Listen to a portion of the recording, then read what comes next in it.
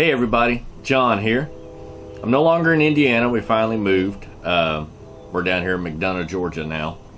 But me and my nephew Garrett, we went out onto Lake Jackson. Still figuring this lake out. The first few days we were here, that lake had my number. I struggled to figure out how these fish set up on that lake.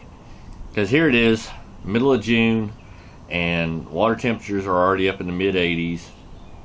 And Lake Jackson is a spotted bass fishery. That's the predominant species in there. There's still a lot of largemouth, which you'll see in the video. But this lake really confused me, because typically, you think summertime and spotted bass, you think deep water, suspended fish. That's not the case at this lake. At this lake, these fish set up pretty darn shallow. I mean, in the video you'll see, granted this was morning time, so it's a little bit different, but these fish were up extremely shallow. And it took me a few days and talking with some locals to kind of figure things out. And it was one gentleman in particular, I asked him if he'd done any good, and he had said he caught like 7 or 8 on a frog. Now, Lake Jackson, there's almost no grass that I have found anyways, even going up in the river. And Lake Jackson is mainly a few rivers, I think 3 rivers that come together. So it kind of confused me, but this guy said he caught 7 or 8 on a frog. And I was like, on a frog, really? And he said, yeah, these fish, they get shallow. So the next day, which is what you're going to see the video from, me and my nephew Garrett, we went out, and it was also one of our first times getting to fish that lake in the morning. And we had a pretty decent day. I think we caught 9 in the few hours that we were there. We had a little boo-boo. Almost ran the boat out of gas. I've been having a lot of fun down here. Have not been videoing anything really. Like I went over to Lake Oconee and I ran my boat 56 miles is what my trip on my sonar unit showed. The 56 miles in just like 4 or 5 hours. So I've just been exploring, having fun. Haven't done a lot of fishing, but anyways, back to the video that you're getting ready to watch. I'm rambling. We found a mayfly hatch. It was isolated to about a 2 or 3 mile stretch of the lake. A one river arm, and these spotted bass and largemouth both were up feeding on bluegill that were feeding on these mayflies. And you'd still see some spots, smaller spots, those little 5 to 12 inches coming up and actually eating the mayflies themselves. And we got onto those, and we had a pretty good time. But I still haven't figured this lake out. It's a bit of a conundrum. It's very diverse compared to what I've been fishing for the last 7 years up in Indiana. But I threw some tips in there, or in this video, that may help you all out. I do apologize for some of the editing. This was Garrett's first time editing a video, so there's some little minor mistakes. I'm trying to teach him, because he's got his own YouTube channel too. He hadn't uploaded anything to it. He's still very shy in front of the camera, which is why you guys really don't see him in my videos. But you'll hear him in this one for sure. There's a couple of fish that I caught where I was actually in the front of the boat with him, showing him what to do, because he was making some mistakes. I've been letting him take control of the front of the boat a lot, and just sitting in the driver's seat, kind of directing him what to do, where to cast, what kind of bait to throw, different rods, so on and so forth. And he's still been making a lot of mistakes, which is normal. I mean, he's only 30. Shoot, wow, time flies. He's getting ready to turn 14 in a month. So I've been trying to teach him, and you'll see some of that going on in the video.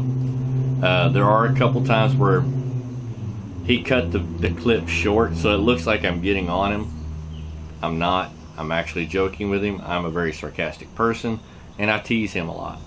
So there's one particular deal where I missed a fish, and it looks like I'm getting on him because he backlashed his reel so much the day before and never retightened his drag down after pulling the backlash out. And anyways, it's going to look like I'm getting on him, but I'm actually not. So there's some more to that clip where I told him I'd punch him in the nose, or a donkey punch him or something like that, because he's such a knucklehead. But you all miss out on.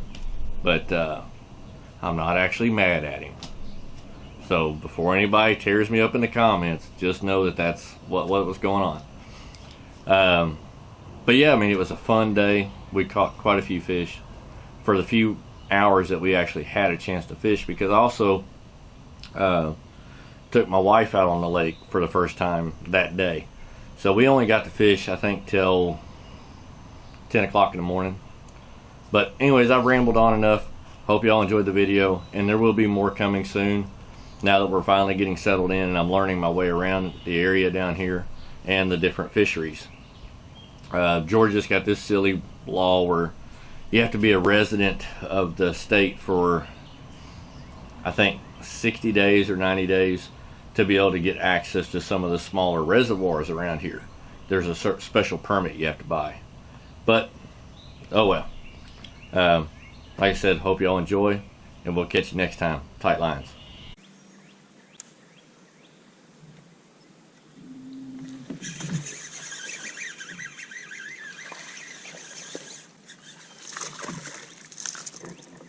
There's a little buzzbait fish. See if he makes the grade there, Garrett. Accent, Jacob.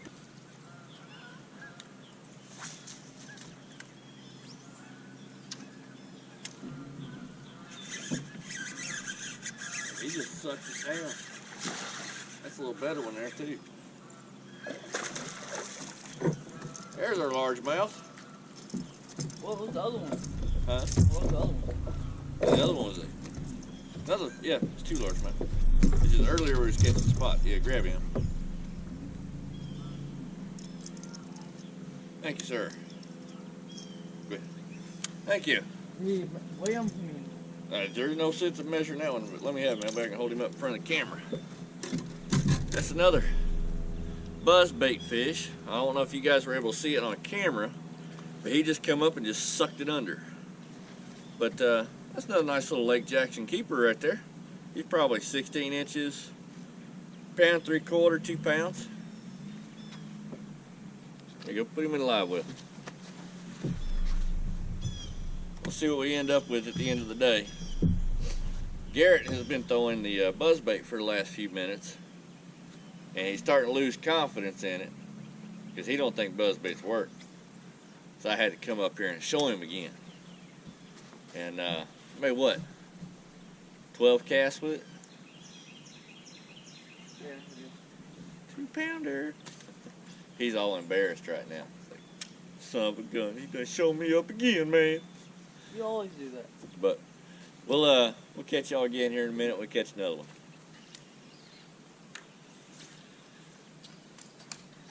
Oh, did you see that? As soon as I dropped it in there, one ran up and grabbed it. It's like a fun. I'm stuck on it. And literally, as soon as it hit the water, we ran up there and tried to grab it. Got my braid wrapped around my...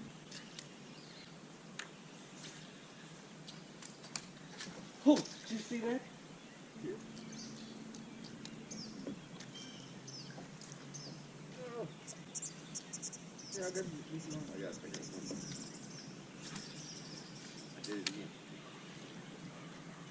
Damn it. Screwed that up big time.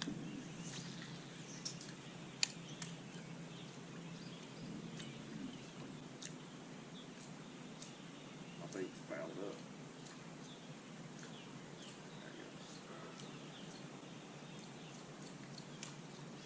your jig. That's about a pound and a half. Look at that. I hope that shows up on camera. God, I hope that shows up on camera.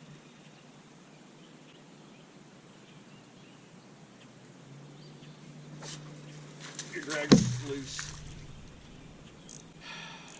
You had your drag loose, Garrett. Where he's picking out all them backlashes. I haven't did that.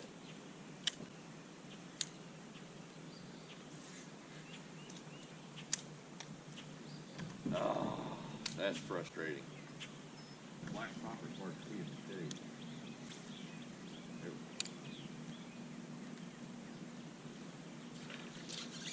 Just like that. See what I was saying about going underneath? But there we go, guys. There's another little dinker on the Berkeley bullet pop. But just little spotted bass. There's a ton of them up here feeding on these bluegill and mayflies, and the bluegill that are feeding on the mayflies. But I'll give you all a little preview of this. The nice part about these, this is the 70 series, or 70 size, 70 millimeter bullet pop. It's just a little popper. But the nice part about it versus the Strike King or the Popar is the weight. These are a little bit heavier, so they're easier to cast. Versus the original Popars, they're really, really light and hard to cast on a bait caster. Used to be I'd have to do them on a spinning rod to get any distance out of them. But with a spinning rod, you lose control. So Strike King came out with their Splash Pop or whatever it is, their little KVD bait. It's okay, but it's a little bit bigger to get the same weight as this. So you sacrifice that smaller profile. But we got muddy water, that's why we're throwing a black one. I did catch a couple of small ones on the white or bluegill color. But we got a big mayfly hatch going on, if you guys can see them flying around and up here on these walls and docks. And that's what we're doing. We're targeting these fish that are up shallow, feeding on these bluegill and mayfly. But we're going to get back at it here. Oh, hi. Wait, let me see. The fish. Oh, got him! The largy. No spot. The fish just boiled up right there, and I threw it in. Hey, I'll send him a picture at Morgan real quick. Hold on. These are the ones that would get you guys hurt with treble hooks. Stop it. Well, perfect timing. There you go. There we go. The fish fly. All right. Now, guys, this one right here, I changed up to a bigger popper. This is a river to sea bubble walker. It's one of my favorite topwater poppers. They're very, very loud. And I had a feeling by upgrading the size on this popper and going to something a little louder, it would help draw these fish up in this muddier water. Well, it's not muddy. There's probably a foot of visibility, maybe a little bit more. It's just heavily stained. It's how these southern lakes are, where we got this red clay. And sure enough, I saw this fish boil right here and tossed it in there on him. Good measuring Garrett. And he come up and blasted it. So let's see if we can get some more. I love topwater. I love these southern lakes. Keeper? Third one. All right, that's keeper number 3. We're on our way to a decent limit for this lake. Yep, he got a fat belly on him. Dude, you're going back in, okay? I got topwater on the brain right now. Throw it top water then. I wanted to throw the jig. Oh, got it. Oh, broke me off. That was a good one there, too. Look what my job is. Yep, broke me off. Metal. No, from where I've thrown up underneath these docks so much. I should have retied and I didn't. Oh well. All right. That was a good fish. Here, I'll tell you another one. All right, thank you. I'm gonna throw top one. Actually, Garrett, here. Throw that. Let's throw that jig. That way you got something you can throw around. You know what I'm saying? Oh, there's one. Big crust. See, that's a good one. Keeper coming in. Largemouth. Sweet. Camera on? Nope. Well, shit. That's okay. Oof. That's definitely a keeper. I'm gonna measure him anyway. There's no need. He's I know, like I just- 16. I'm He's gonna, 15, 16 inches. there's another one right there. Yep. Well, there you go. That's a good tournament fish.